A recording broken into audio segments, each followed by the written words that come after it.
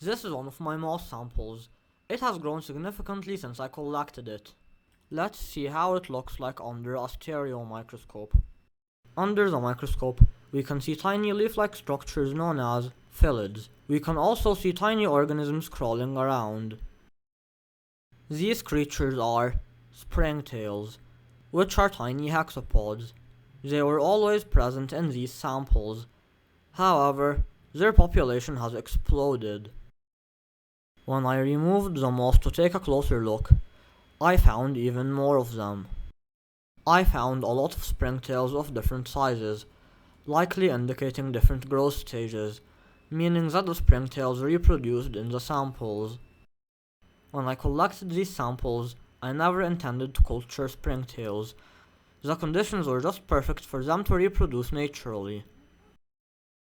The conditions in the moss were not only perfect for springtail reproduction, they were also perfect for these rotifers, whose numbers also exploded. Taking a closer look under a biological microscope, we can see the rotifers up close, and we can also notice that there are tiny worms present known as nematodes.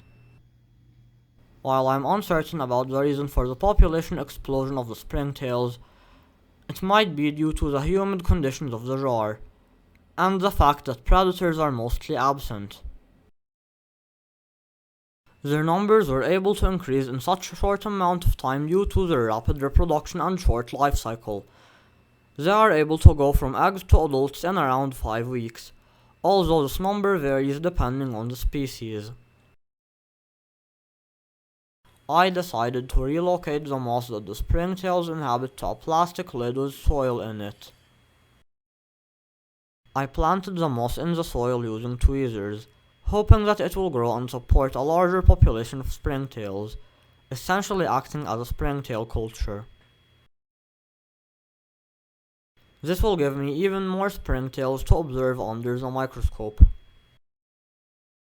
Since moss grows best in damp shaded areas, I placed the moss somewhere that doesn't receive any direct sunlight and only receives some indirect sunlight, which is necessary for photosynthesis. I also placed the lid in a container with some water to maintain a high level of humidity. A lot of springtails ended up jumping from the moss into the water, as they are powerful jumpers, so I decided to replace the water by a layer of moist soil. Here is what it ended up looking like. And now, 1 week after the beginning of this experiment, the springtail population remains stable. In fact, because they are distributed over a wider area, the population density has decreased. I'll make sure to keep you updated.